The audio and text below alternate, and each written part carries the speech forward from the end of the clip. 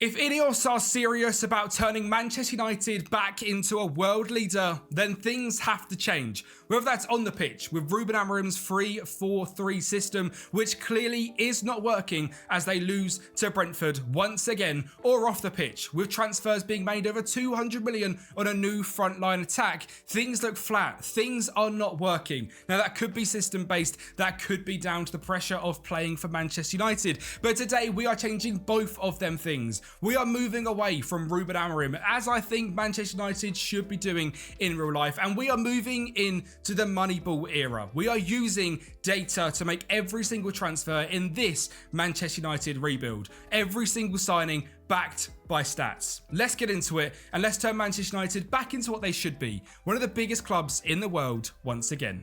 Now, we are, of course, doing this on the Musterman iconic skin, which is attributeless, and that makes it even more difficult. And I'm going to promise you one more thing. Every single transfer we make in this rebuild is going to be for less than £20 million.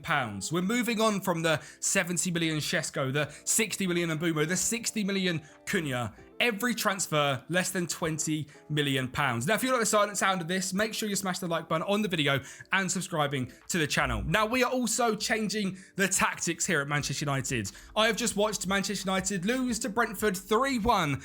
And I can't help but feel Ruben Amorim has to go. And in my opinion, things have to change into this 4-3-3 system. And it's so simple. And I kind of built this tactic in the let's see if Ruben Amorim can stay around with a halfback sitting in front of the defence. So guess what? In possession, Manchester United can still build up in this infamous three-back that Ruben Amorim so loves. The wing-backs can fly on, the inside forwards can drift inside, and the striker can roam around like he does in this Ruben Amorim system, but it still sets up in a 4-3-3. So rather than having Harry Maguire to start your build-up, you have Casemiro, or Agate, or Mainu, or Bruno Fernandes, whoever you want it to be. Just, my God, we need to stop trying to build up with centre-backs. And I am really at the end of things with Ruben Amorim at the moment. Manchester United fans, if you're watching this, let me know your thoughts in the comments down below as well. I am quite hot-headed as I record this, as it is literally 2:38. The game finished about 5 minutes ago, and I'm completely and utterly embarrassed by Manchester United. But I've been saving this rebuild file, which I done about a month ago, for this moment, for when Manchester United needed a rebuild, because let's be honest, this FM24 is Kempi. Of course, we're going to do a Manchester United rebuild, and this tactic and these rebuild files will be available on the Patreon down below. Now, but let's get into the tactic first of all. In goal, Sen Larman. Why is he not in goal in real life? I've got no idea, but for this rebuild, he is my number one. At right back, I'm going to train Amad Diallo to play as a wing back on attack. Now, Amad Diallo can play further up the pitch, has shown he's actually not too bad at the wing-back role at all, despite not having a great start to the season. I'm going to retrain him to be a traditional right-back. Wing-back on attack, though, means he'll be able to bomb up the pitch and be a danger in the opposition's box, and the exact same for Patrick Dorgu. Let's be real, Dorgu isn't the greatest defender. Let's get him further up the pitch. De Ligt and Leny Yoro. Why is Leny Yoro not starting for Manchester United? I have no idea. De Ligt, fantastic centre-back. I've got no qualms with him whatsoever, but having Luke Shaw and Harry Maguire in the big 2025-26 season is hurting my soul. So I have to see Yoro, De Ligt, and in front of them, dropping in as a half-back in build-up, I've gone with Casemiro. Tackle harder, close down more, be aggressive when we're not in possession of the ball. Let's sit back in this full-back and let the half-back bomb forward. In front of them, Kobbie Mainoo. This gets him into the team. He has to be in the team. Get further forward, close down more, and tackle harder. With Bruno Fernandes next to him, roaming around, shoot more often, move with the channels, close down more, and tackle harder. And as part of this rebuild, of course, we will be moving on from Bruno Fernandes. This is a Moneyball rebuild. If we get an offer for Bruno from Saudi, he's gone. I'll replace him, and trust me, I'll do a good job at it as well. On the left-hand side, we're going to have Matheus Cunha. He is set to shoot more often and sit narrower, with Brian Mbumo on the right-hand side, staying wider but cutting inside as he loves to do, closing down more and tackling harder. And Benjamin Shesko up front as a complete forward on support. To me, this system just works with this Manchester United side. Stop playing this horrendous 3-4-3, or Amorim is going to lose his job. Some people might say it's not system-based. I personally disagree. We are way too easy to play through. We are way too easy to break down. There has to be a way to stop that, and in my opinion, it has to come down to the system, because Manuel Ugarte is not a bad defensive midfielder. Bruno Fernandes is not a bad central midfielder.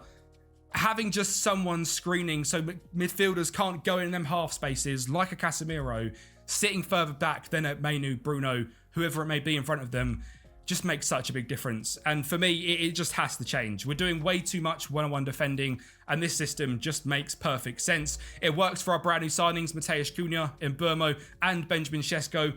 I think it gives them more license to be more attacking, less worried about the defensive side of the game. And personally, we just have to move on from Ruben Amorim. Now, I'm going to be doing this rebuild in a realistic way with youngsters as well. So I'm on an updated database where Chido Obi, Amir Abragimov, Aiden Heaven, Tyler Fredrickson, Shea Lacey, Bendito Mantato. Who else have we got here? We've got Dermot Mee, we've got Diego Leon, we've got Goodwill Kokonki, Reece Bennett. But there is more stars, because if we head down into the under 18s, well, guess what? We have also got Kai Rooney and JJ Gabriel, who hopefully at some point in this rebuild are going to become superstars for us. JJ Gabriel, just 14 years of age, scored for the United under 18s today against Manchester City. I want to see him in this United team by the end of this video. And I also want to see us become a consistent top 4 side pretty damn quickly. Now, Football Manager is saying we're going to be the 5th best team. I predicted us to come 3rd this season. What an idiot I am. We are obviously not a 5th place team. We are obviously a mid-table side again this season, especially with these tactics. Now, Chelsea, Spurs, definitely not Aston Villa. Any teams in here I honestly think could beat us on our day. I've got such a head right now. I should probably stop recording and come back and do this, but I think it'll be entertaining. So City, Liverpool, Arsenal, Newcastle as the top 4. We have got to chase them down and turn Manchester United into a good side once again. Now, do I think this current Manchester United team is good enough to win the Premier League? God, no, I do not. Do I think it's good enough to get top 4? I think it should be able to challenge. And if someone were to have a bad season, we should be able to break into that top 4. So let's see what we can do in this first season. And then we can get into using data and Moneyball to really turn this club around. Now, if you guys are looking forward to FM26 just as much as me, which I'm sure we all are at this point, then I'm going to make sure you subscribe to the channel, because this is going to be the first video dropped on the beta when it drops. We are, of course, going to do a Manchester United playthrough as we do every single year. We're going to be seeing if we can get United to be Premier League winners in 2 seasons, and if we don't, well, guess what? You guys win a copy of FM26. So make sure you subscribe to the channel, because when that video drops, we'll be doing a 6, maybe 7-part series, depending on how long the beta is, of turning United into the best team in England once again. Hopefully, anyway. And I mean, let's be honest, at least we get to play FM26. That's what I'm most excited for.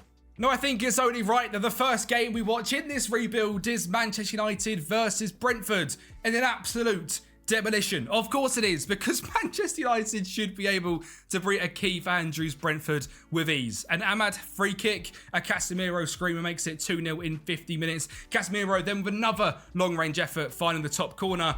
Maybe if he wasn't sent off for this game, we could have actually done this, because Casemiro once again playing in front of the defence finds Bruno Fernandes to find Dalot from that right side, putting it in to the back of the net for 4-0. And we made that look very easy, but this season, trust me, was not all sunshine and rainbows. In this game, we had 22 shots to Brentford's 3 and 62% possession. And actually, interestingly enough, when you check out the average positions of the Manchester United team that I've built, well, guess what? We basically build up in a 3-4-3, but we have a defensive midfielder that can actually contribute to the game. We have our 3 centre-backs. We have, well, with Casemiro, one of them, our wing-backs bomb forward. We have 2 central midfielders, and we have our attacking trio, all close to each other, linking up. So we are still effectively using a 3-4-3 and build up, as so many teams do in real life, but it just gets better players on the pitch at more important times. Now, like I said, this season wasn't all sunshine and rainbows. In the middle part of the season, we actually had a complete crumble. We went 7 games without winning a single goal before eventually getting our first 3 points against Leeds in the December of that month, finally winning 3 in a row in January and getting back to better form throughout the second half of the season, including a 5-1 demolition of Wolves. But it's certain to see that this Manchester United team isn't good enough, not even on Football Manager, and that's with all of this money spent, and that is why it is so important we use data to turn this team around. Now, first of all, we can see that we are the 5th best goal scoring side, scoring 64, and actually really good defensively as well in this new system with these attacking wing backs, with the 4th fewest goals conceded on an average of 1 every game, which I don't hate. Not only that, we're being much more creative in the final third with the most final third passes per game with 96 over 38 matches, which is fantastic. In terms of shots per game, we are sitting 3rd as well at 13.47, and that's something we're seeing from this current Manchester United side. Lots of shots, a very high XG, but not scoring, which could be down partly to the players not scoring goals, but there's only so much we can do with that. We're now, 32 games into this Ruben Amorim experiment, and I'm so done with it. In terms of our salary per annum, it is clear that Manchester United have had a dramatic change in real life. We are now the 5th team behind Liverpool, Chelsea, Arsenal, Manchester City, and I'm sure as this rebuild goes on, I'm going to make sure we're not going back into that top 4, and I want to see us as one of the lowest, the mid-tier spenders in the Premier League. We are in so much debt financially, we simply cannot carry on. On the game, only 400 million overall. In real life, it's around $1 billion. So if I can make this overall balance around 500 million by the end of this rebuild with no debt, we'll take that as clearing the debt as well. So another little challenge throughout this video, which is of course going to be helped by only signing players less than 20 million. Now, if you're wondering how I do my Moneyball scouting, I've got a bunch of different scouting filters that I've got, which I have made a video on before, so check out the channel for that one. And I've also got a filter which I use to go through and help me with Moneyball, the Kempi Moneyball filter, which is absolutely fantastic. It basically filters out loads of different leagues. It basically makes it a 7 average rating or higher, and it gives me 797 players which meet Moneyball criteria, which then I have to go in depth in and make signings against. Now, we're going to be doing that straight away in this rebuild because next year we're going to be in the Europa League. After finishing 6th in the Premier League on 65 points, just a point away from getting back in the Champions League, it's Europa League, and I don't hate that whatsoever. We don't deserve to be in the Champions League next season. Now, in terms of our star players, yes, Benjamin Sesko grabbed 18 goals and a 7.1 average rating. Yes, Matheus Cunha was brilliant. Amad Diallo as the right back, brilliant. Bruno Fernandes, fantastic. Brian Mbeumo, less good, that's for sure. Best average rating goes to Bayindir, Sesko, Cunha, Dalot, and Bruno Fernandes. A lot of players in there which currently are not excelling in this current system.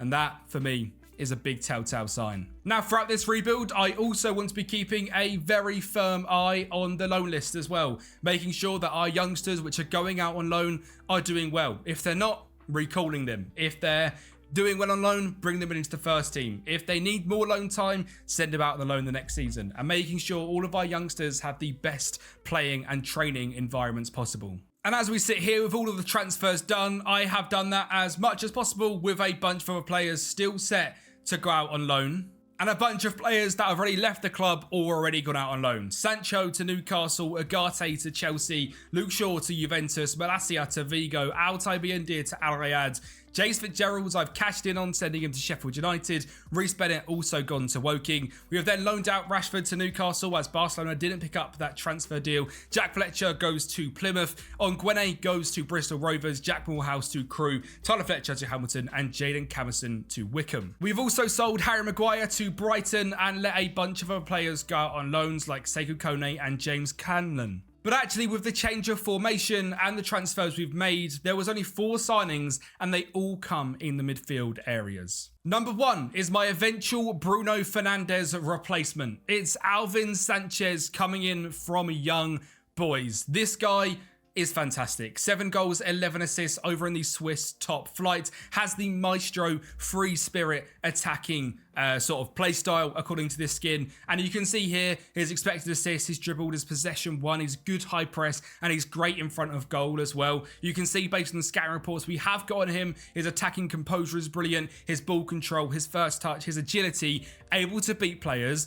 And rather than becoming a winger, which he could do, we're going to train him into being a central midfielder next to Kobbie Mainoo. But behind them, we need some destroyers. So welcome Simon Som from Fiorentina. This guy's stats are incredible at winning back the ball and easily moving it on. Because we're using a halfback, I need someone that can play centre back as well. And this guy, well, he can do exactly that. He can move up the pitch, he can drop deeper, he can even play right back. And he's fantastic at everything we need a halfback to be able to do. As is Pierre Koopmeiners, coming in from AZ Alkmaar. I'm pretty sure he's the brother of Tien Koopmeiners at Juventus.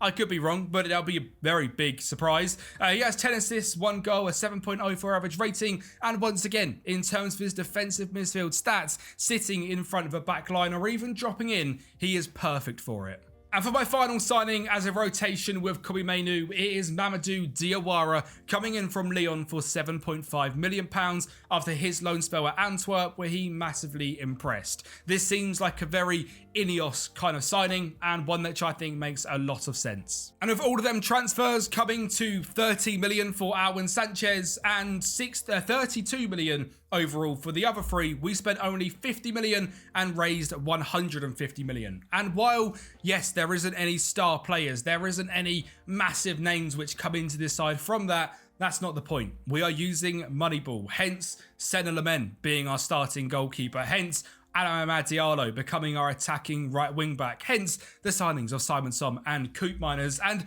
also all the players coming up through the academy. Now, Shea Lacey is someone who is right on the verge of joining the Manchester United first team, apparently in real life, so I brought him up into the first team to rotate with Mason Mount and Joshua Zirkzee in these attacking roles. Alvin Sanchez, Diawara and Simon Som is a brand new look defensive midfield or midfielder rotations for Bruno Fernandes, Mainoo and Koopmeiners. Diego Leon comes into the first team rotated with Dorgu, Lissandro Martinez, Aidan Heaven, Diogo Dalot and Radek Vitek, who is impressed out on loan in Bristol so far in real life, comes in as our backup goalkeeper. There is still some outgoings happening, as I mentioned, the likes of Nusa Mazraoui I am looking to get rid of purely because I haven't really got a place for him to play, and Dalot was actually quite good last season, and the loan signings of a bunch of players, the loan deal of Rasmus Højlund, who you'll never guess it, was rubbish at Napoli. So lots of players still looking to leave the club. Now, of course, we are in the Europa League, FA Cup, Carabao Cup, and Premier League this season, and no surprise we've dropped down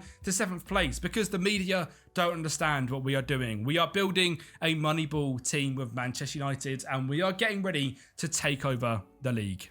And you'll never guess what, you start putting through some transfers with data and things start to look better. Alvin Sanchez, for example, 27 starts, 23 off the bench, 11 goal contributions, a 6.91 average rating. Couple that with a fantastic start to our Premier League campaign. 3-0 against Newcastle, 4-1 against Everton, 2-0 against Sunderland, for losing to Liverpool, but then battering Norwich, battering Brentford, beating Bournemouth, drawing all games in October with Palace, Leeds, West Ham, Spurs, losing to City, but then beating West Brom, Leicester and Brighton. And honestly, that's 3 games which I wouldn't back us to win in real life. So them sort of things are changing. What's not changing is the random spells where we just start losing games with a 5-game without winning streak, but then bouncing back while being unbeaten in the next 6, including a 3-2 victory over Liverpool. But it wasn't just the Premier League we wanted to see a massive change in, it was also the Europa League. And the Europa League phase, we came 7th, meaning we zoom on to the round of 16 and beat Anderlecht 6-0 on aggregate,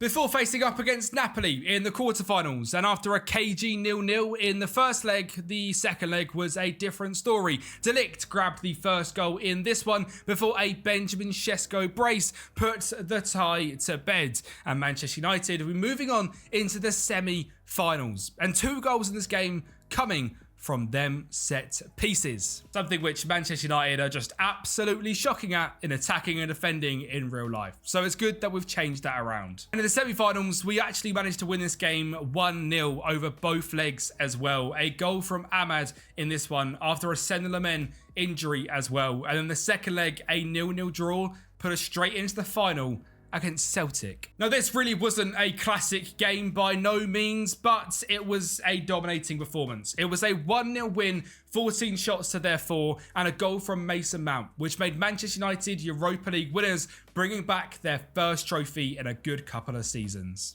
Which, by the way, is hilarious that our complete and utter drought and bad spell is many other teams' good spell. Just like Arsenal, who, by the way, have just won the Premier League. So no surprise I've just mugged them off because, yeah, the game was sitting there waiting for that to happen under Unai Emery as well.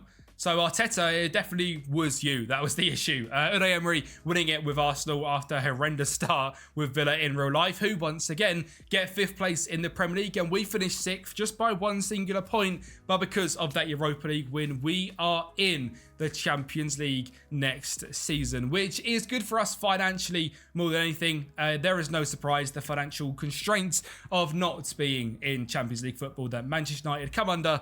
Despite that, we have, managed to clear loads of debt and loads of transfer debt. There is no editor being used in this video. Don't worry. I know people sometimes question that with being able to clear debt of Manchester United, but because of the crazy revenue the club does generate in real life and with all the sales we're doing, there's not really much surprise. If we wanted to, we could go and spend 270 million right now and 500k in wage budget, but that's not really in my best interest. My interest is bringing that down. Our salary per annum, we are now 6th on 129 million, over half less than Manchester City.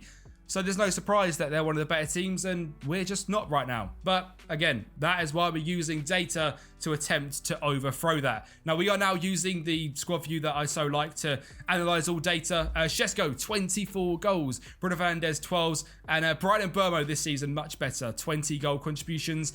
If you were worried about Ahmad at right back, trust me, don't be. He's 25 goal contributions last season. In terms of his development, what I am doing is I have got him training to play as a right back in training. So he's going to be getting better there as a wing back on attack. And then obviously in every single game, he is one of the players that I'm locking into a position so he actually trains and plays there.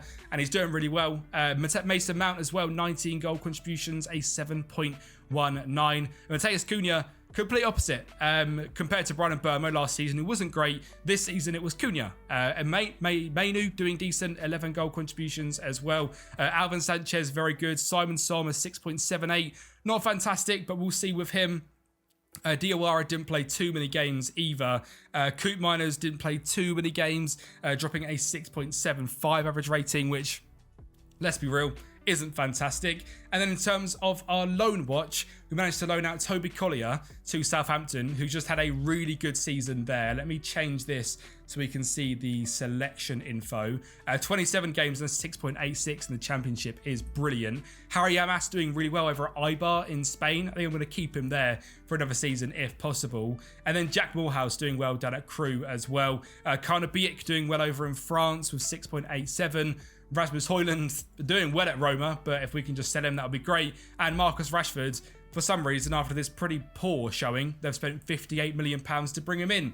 So thank you very much, Newcastle. But it's time for me to once again look to improve this team and change things around. Because this season, well, there is some big changes. Because we have officially said goodbye to club captain and potential club legend Bruno Fernandes as he goes and joins Al Ahly. Bruno recently reached 100 goals for Manchester United and, of course, 200 appearances in a very difficult spell for the club. No one at the club doesn't have loads of respect for him, is what I'm trying to say. He's an absolute legend. But I do think this new system with Amorim, which for me has to change, but if it doesn't, isn't suiting him whatsoever, get him in a 4-3-3, where he can go and be more creative is where he will excel. And we saw that in these two seasons as well. A 6.91, but then a 7.01 with 17 goal contributions. We need Bruno back in attacking areas. And, well, now at 32 years of age, I would personally take another 2 seasons of Bruno at United to go and raise 50 million to regenerate the squad. And it wasn't just him either, because it really was a big summer. Rashford, of course, going to Newcastle. Rasmus going to Roma. Bruno to Al Ahly. Lissandro Martinez leaves to go and join Real Madrid. Joshua Zirkzee to Al Ettifaq. James Scanlon going to Norwich. And then a few players leaving on free. And then some loan deals, including Kai Rooney going out on loan to Southend. Amir Ibrahimov going on loan to Blackpool as well. And a bunch of other youngsters going out there to get important minutes. Now, the main question I can imagine being asked is who is replacing Bruno Fernandes? And, well, it's going to be 2. Alvin Sanchez. Last season's transfer was brought in for this exact reason. And to help him out, I've brought in Tobias Gilkison coming in from SK Rapid for £13 million. A 23-year-old with 9 goal contributions last season, but is fantastic as a roaming playmaker. Doesn't lose the ball a lot, wins the ball back a lot, and creates a lot of chances, and seems to be a bit of a spine of a team when he plays in there. So that is the guy I have chosen with Alvin Sanchez to take Bruno's position. A reminder of where Bruno Fernandes came from, Sporting CP, isn't exactly a big name, massive signing. So going out and replacing him with 2 players like that, for me, is very clever business. After that, I turned my attention onto replacing Joshua Zirkzee and having a good rotation for Benjamin Sesko. And that man is Yutio Suzuki, a 5'9" complete forward. It is exactly what he does. He is great at linking up play, and he is a bagsman in front of goals as well. Last season in the Bundesliga, 18 goals in 36 with 6 assists, a 7.01 average rating. And if you think, Benjamin Sesko, 13 goals in the Bundesliga last season, this guy grabbed 18. £13 million is all he's cost me, and he is a bagsman. This guy can score goals, he can link up play, and for me, it's a fantastic piece of business. After that, we go to Rebel Salzburg and go and get a big young centre-back before he goes off to Leipzig. It's Jean Gadou, a 6'5" Frenchman who looks like the future with Lenny Yoro. This guy is unbelievable on the ball. And of course, he's 6'5", so he's going to be an absolute man mountain. And it's cost me £9 million. After that, I'm heading out and grabbing 2 young wingers. Number 1 is Oscar Sira Sivertsen coming in from Lille for just 4.1 million. And number 2 is Johan Kafelin coming in from Utrecht for just 3.8 million. Both of them massive risks. But when you bring 2 players into Manchester United for a grand total of 8 million, well, there's really not much risk at all, is there? Because if they go on to do literally anything, they are 2 fantastic signings. And with them signings making good backups for the wing positions, it also means Mason Mount could potentially be a midfielder to play here, just like Gilkison or Alvin Sanchez. Siritsen, Kathleen can back up Cunha and Mbermo, and of course Sesko with a new backup of Suzuki. Koopmeiners is going to back up Simon Son with Ahmad Dorgu, Delict, Yoro and Larmans making up the defence for United. Larmans is someone that here in this database was not rated very well.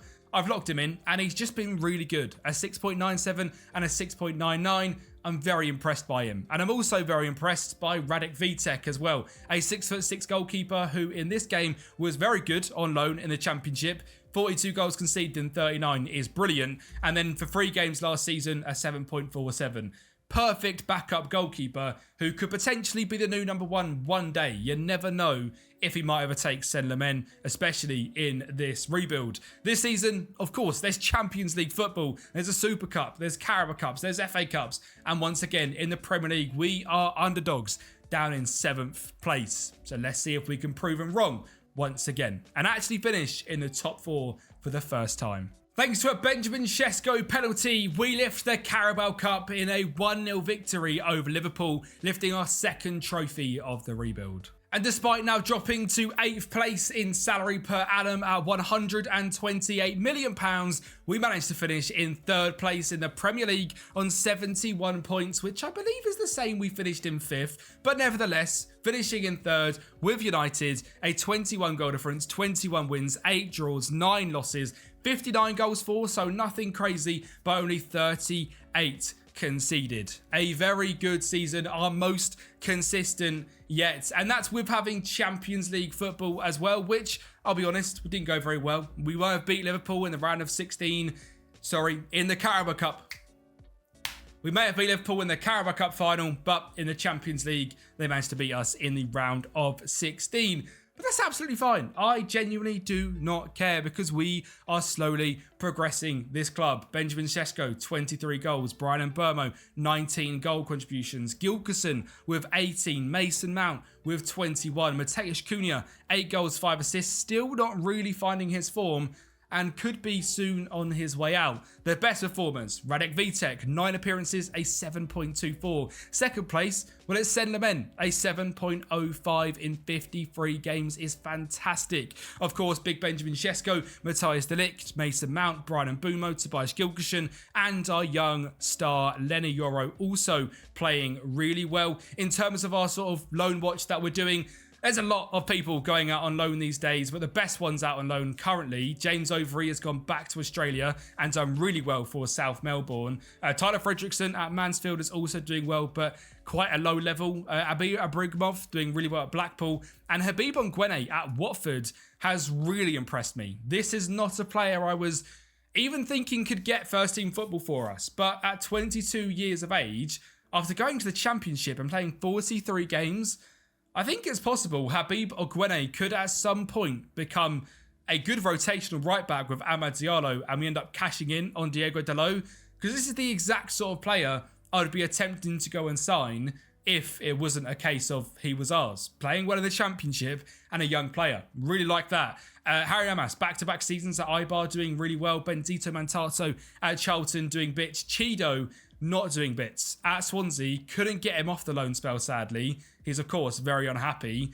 Maybe isn't going to progress in this rebuild. We shall see. Gabriel Bencheri doing okay at Wigan. We're looking down here for goal scorers. Kai Rooney, 16, I believe he is here.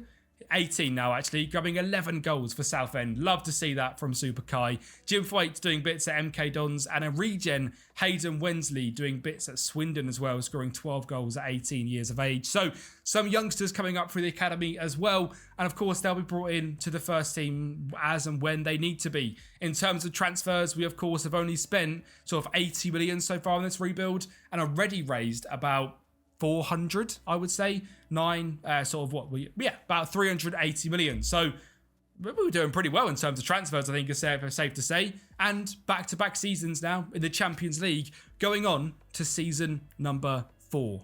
And it's another season of mass change, and it's not change I particularly wanted to see. But we got 97 million through the door for Mason Mount. Well, I couldn't turn that down. Diego Dalot leaving for 50 to Newcastle, meaning for sure Habib Ongwene is coming in. Toby Collier, £18 million to Atletico Madrid. Johan Kathleen, 11.25 after one season going to Villarreal. We have cashed in on Pierre Koopmeiners and Diawara as well, as neither of them really impressed.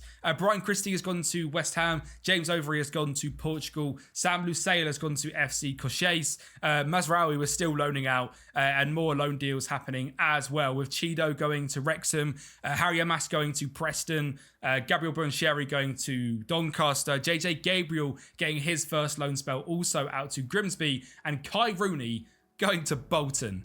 So a lot is changing and a lot of youngsters are going out. But as we said, some of them are coming up into the first team, and most notably that man is Habib Ongwene.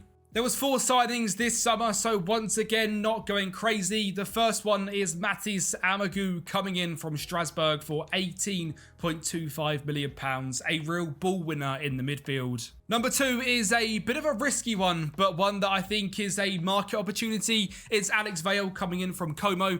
£8.5 million is all this guy's cost me. He's come up through the Real Madrid Academy. He's not really broken through at Como, but to me, he'll be a really good rotation with Dorgu, and he's going to be really excelling in a wing-back on attack position, which, as you can tell, is exactly what he wants to do. He doesn't really want to defend much. He just wants to fly up the pitch, and we can do that for Alex. We then go back into defensive midfield and sign Matisse Coyolo coming in from Twente for £12.5 million, replacing Koopmeiners. And also bring in Sidi Barama and Diaye coming in from EA Guingamp for just £2.1 million.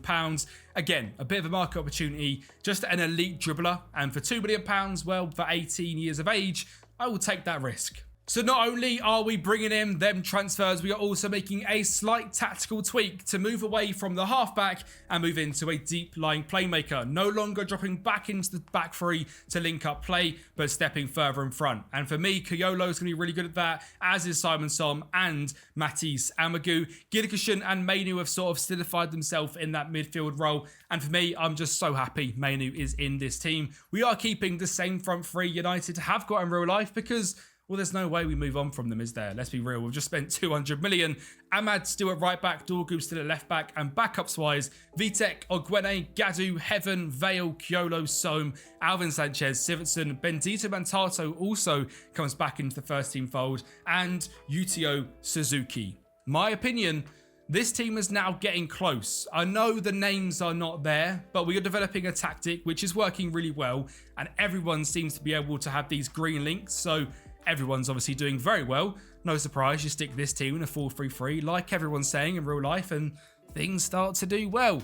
But also the fact we've got youngsters coming in, we've got players that want to be here and based on the data are actually excelling as well. Once again, we are dropping down in terms of how the media predict us, down into 8th position, because Football Manager is all about reputation and we're not signing players with the big reputation, we're signing hidden stars. Not a single transfer so far has gone above 20 million. I think we've come close with Amagu coming in at 18, Gilgerson at 14.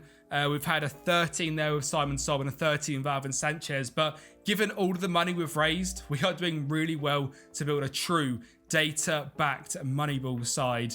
And I'm a big fan of that. And I'm having loads of fun doing so as well. And I'm going to keep doing the Moneyball rebuilds throughout FM26 as well. So if these are a bit of you, make sure you're liking the video. And of course, subscribing to the channel, because around 70% of you are not subscribed. So do me a massive favor, help me get to 20k by FM26 and hit that subscribe button. This season, we've seen big progression, and mainly in the second half consistency this year, as we were just simply fantastic, no longer drawing pretty much any games. It was all tight victories or very tight losses. We were blowing some teams away as well, like a 5-2 against Fulham, 3-0 against Leicester, and on the final day of the season, sadly drew 1-1 to Leeds. But with all of that being said, we have had our best Premier League season. 82 points, and that little draw to Leeds meant absolutely nothing. As Arsenal, after I, beefed them in the second season, have gone away to win another Premier League title, this time on 96 points. But I'm very happy. We're scoring now the joint most goals in the league on 75 with Arsenal, conceding the third most, joint second with Manchester City on 30. We aren't really keeping the ball. We are counter-attacking, playing fast attacking football, which is what Manchester United is built on. That wing play with Ryan Giggs and whoever else on the right wing. United being dangerous attacking play with like Ahmad and Dorgu now as our wing backs on attack, and Burma and Cunha, we're able to emulate that, and that's what's been so fun. We had the most shots out of anyone this season as well, which I absolutely love. And once again, I'll come back down to our salary per annum because it's 139 million. Chelsea now 269, City now 359. Salaries are going wild, but we are keeping things the same, and we are no longer a big spender in the Premier League. And when it did look like, sadly, there was going to be no competition to win this season as Spurs knocked us out in the semi-finals of the FA Cup. But Manchester United in the Champions League, well, there's a historic history there. In the league phase, we came down in 13th, which isn't great. But in the knockout playoff round, we faced Bodo Glimt, and we beat them 4-0 in a convincing tie. We, of course, then moved on to the round of 16, where we faced up against Barcelona, a team where we have had rich history against also. Kobbie Mainoo driving through the midfield is what we love to see, cutting it back to Alvin Sanchez to find Cyril Sigurdsson to give us a 2-goal lead at the Old Trafford. At Camp Nou, we lost 2-1, but thanks to that 2-goal victory at home, we do go through to the quarterfinals. Well, believe it or not, we have absolutely battered Real Madrid at the Santiago Bernabeu. First up, a Matheus Cunha penalty made it 1-0. Second goal going to come as Simon Som and Kiolo link up to find Cunha, once again making it 2-0. And then the third comes as well, building out from the back. Som, Kiolo finding Shesko, playing it through to Mbermo on this left-hand side, putting it into the bottom corner, past Kelleher in goal for Real Madrid. I know, absolutely wild, but a convincing first leg victory of 3-0 and a 3-2 victory at Old Trafford. Maybe we're now in the semis. When we were facing up against Manchester City, could we get past City in a Champions League semi-final? Well, with defending like that and gifting them goals, probably not. And the fact that City are going to go 2 goals up at Old Trafford, well, it's certainly not a good sign, especially because we drew 2-2 at the Etihad. So if we've got any chance, we've got to score 3 goals in a row to bounce back. But luckily for us, it was only 11 minutes into the game when City made a mistake of their own. And Benjamin Shesko scored to make it 2-1 in this game. Kobbie Mainoo then grabbed the ball, linking up with Shesko, driving into the midfield once again. Who are finding Shesko, who scores once again. And just one more goal would stick us in the final of the Champions League. Cyril Sigurdsson, back stick, finds Suzuki, brings it down, beats his man, finds Mainoo, who of course scores against Manchester City and sends the red side of Manchester absolutely mental as we are going back to the Champions League final. Well, we are facing Luis Enrique's 2027 PSG. Led by Barcola, Dembele, Kvaratskhelia, Neves, Zé, Emery and Vitinha, this team really is built for the future in real life. Can we get past them here? Yes, indeed we can. And it was our star boy, Amad Diallo, who was the difference maker in this game. Grabbed his first goal just 11 minutes in with link up from Alvin Sanchez. Then Habib Onkwene in a final in the Champions League finds Amad, who scores past Dennis Seaman. And we beat PSG 2-0 and sending us to a winning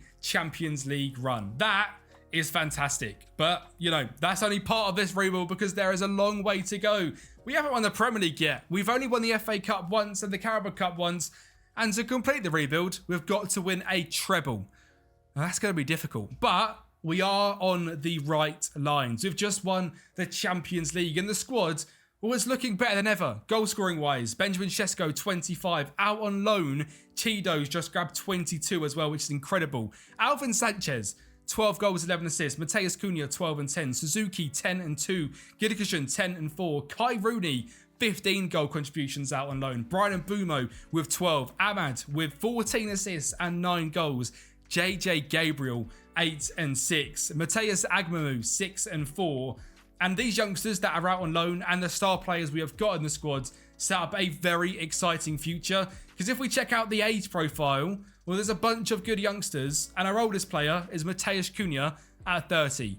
So we are set to absolutely go for the treble now over these next 2 or 3 seasons and see if we can make it happen. I just want to touch financially as well because everything is pretty much gone in terms of debt and we already have £336 million in the bank. Now this save file, whether you like to play Moneyball or not, will be available down in the Patreon down below. So if you just want to take Manchester United for this final 2-3 weeks of FM and have some fun, you can do that. And you can also use this tactic as well. They're all available in the Patreon down below.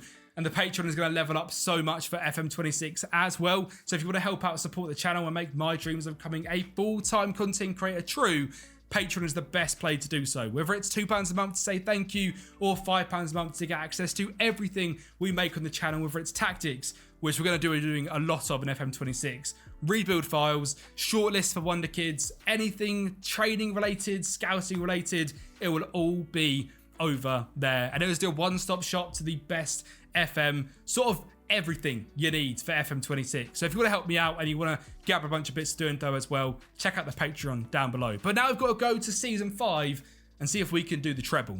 Well, guess what? There's no transfers this season, but my God, is there a lot of loans. As we have basically loaned out everything and anyone. I mean, JJ Gabriel's now gone to QPR with Avamir Abragimov.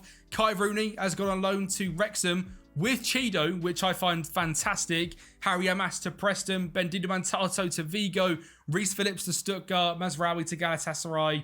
Loads of players going out on loan. And we only made 2 free agent signings this summer. That's a lie. There's actually 3 youngsters as well that I brought in. Wellington Future, Alan D'Angelo, Brian Dennis, all costing us around £10 million. And then the 2 free transfers, backup right back, Serginho Dest comes in. Milan Skriniar comes in at centre back as well. And this is our new look team because I have dropped Brian Mbumo down to the bench because he's not been doing very well in this rebuild. Moved Amad Diallo to right wing, brought in Habib Onkwene into the right back position. I know. I didn't expect him to be here either. Amagu, Mainu and Gilkerson as our midfield trio. Yoro and Delict staying as our 2 centre-backs. Dorgu and Cunha linking up well. And Big Ben Sesko. We've not really spoke about him a lot so far in this rebuild. But every season has just been consistent. And I think that's all we want as Manchester United fans. It's having a striker which consistently scores 12 plus goals a season. I mean, obviously it's good enough because it's won us a Champions League title for Christ's sake. And it's enabling other players to score a bunch of goals as well. As he is on a support role. He is linking up play with Amad, with Cunha, with Gilkshan, with Mainu, which is brilliant. On the bench, Shea Lacey makes it in for season 5. Of course, Radek Vitek is still here. Aiden Heaven as well. Soam, Kiolo and Sanchez as the midfield backups. And Alex Vale we didn't touch on, but last season, 7.14, 32 games, 6 assists. 8.5 million. I mean, I knew it'd be a great attacking left back. I didn't think he'd be that good. So that is awesome to see him doing bits. Aiden Heaven has also done really well throughout this rebuild. Last season was his kind of breakout year. 23 games, a 6.97. Really solid left-sided centre-back that can also play in DM. And of course, a bunch of stars that are now out on loan. I don't really do this too often, but if we do go into and look at the, what's it called, sort of their star ratings of players, potential in this United squad is crazy. Another young player here, Danny Fubista, and then Brian Dennis, Hayden Weasley, Sidi Barama DA, Wellington Future, Charlie Dobbins, Reece Phillips, Kai Rooney, JJ Gabriel, all 4.5 star and more in terms of potential. Euro, Mainu and Ahmad are the core of this team and have been since the start. Shesko, Delict, Aiden Heaven, still great potential. And Mbumo, Cunha, Simon Richards, another youngster, more players in there as well. Building much more of an actual system, you know, a real club which brings up youth, plays it, rather than kind of, in recent years, it's kind of been, we've got one or two good youngsters which have been able to play in the first team, like Mainu, and then he's kind of dropped off and gone to the bench.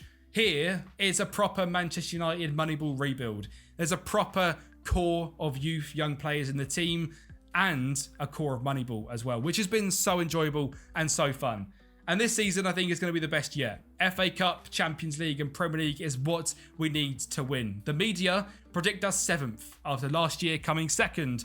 And considering we've only brought in 2 free transfers and 3 youngsters, I'm not that surprised. But the media really should know to never write Manchester United off, as this season we were just fantastic, going on long-term unbeaten spells and no longer having them random 5 or 6 games where we couldn't win. Them games were turning into 1-0s, even 1-1 sometimes, 2-1s, tight victories, and really turning the tide. We also managed to win our first FA Cup of the rebuild as well, as we faced up against Leicester, and it was a pretty hard-fought game in the end, but a 2-1 victory. The first coming from Bayern Mbumo in the 52nd minute, before Benjamin Shesko linking up the play, dropping deep, putting Dennis at the right-back position, beating his man, drilling it low and hard, and Ahmad finishing off to score a second. And then, of course, there was fantastic Premier League form as well, and all of that amounted to being Premier League champions for the first time in the rebuild. We've won the FA Cup and we've won the Premier League. In terms of stats, we scored the most goals on 79, but look, only 16 coming from Benjamin Shesko, which means we're no longer relying on one striker, and we've not been, to be fair, throughout the whole rebuild. This is how I believe a Moneyball team gets built, where every player chips in and does their job. In terms of goals conceded, only conceding 31 as well, and still having the most shots for, leaking a few too many shots, but that's to be expected. And in season 5, guess what? 7th place, 167 million has gone up a little bit with them free agent signings. You have to give a little bit more wages, but still less than half of Manchester City and nearly less than half of Chelsea as well. So a very successful season as we win the Premier League and the FA Cup. In terms of our highest average rating, it was actually the Nkoto brothers alongside Marlon Sears, who have done very well in this rebuild to progress into being able to play for the first team. It was then Ahmad, Benjamin Shesko and Mateusz Cunha who done bits, and Brian Dennis as well. He is a regen which we signed from Colombia for £2.1 million and has been absolutely fantastic for us. Looking through some of the others as well, we've got Mateusz Cunha, Evanson James is a centre-back Manchester United have signed in real life, who is now out on loan at Luton here, and is an unbelievable ball progressor. So can you make him a Manchester United centre-back if you are using this rebuild file? Or could we do it next season maybe? Senlemen a 7.06, Ongwene a 7.05, Goodwill Kakonki out on loan a 7.03, and JJ Gabriel as well. 19 starts, 22 off the bench, at 19 years of age, smashing it in the championship with QPR, scoring 15 goals. I love to see that. JJ Gabriel was becoming a real good player. In terms of goals this season, well, Benjamin Shesko scored 28, Brian Mbumo scored 17, and Mateusz Cunha scored 13. These two can't have a good season together, but rotating, they're brilliant. Yutio Suzuki, 12 goals, 6 assists. You guys probably didn't think this was going to be a good signing when we made it, but he has been a perfect backup striker for us, and this season had his best year. And we needed all players like that to chip in if we were to attempt to go back-to-back in the Champions League, where we actually won 7 and drew just 1 in our 8 games in the league phase, meaning we were going straight on to the round of 16. Well, we faced RB Leipzig and made it hard for ourselves. We lost 3-1 in the first leg, but luckily Old Trafford won 3-0, meaning we were progressing to the quarterfinals, where we then done the exact same with Spurs. We beat them 3-0 in the first leg and then lost 3-1 in the second leg. But thanks to the 3-0 victory at Old Trafford, we're going to the semis, where we now faced up against Real Madrid, a team we have blown away before in this rebuild, and we're looking to do the same here. Manu grabbed the first goal in this game, making it 1-0, and then Ahmad down the right-hand side beat his man, found Gilkison in the middle to find Matheus Cunha to make it 2-0. But Real Madrid had some players who could threat us on their own. There's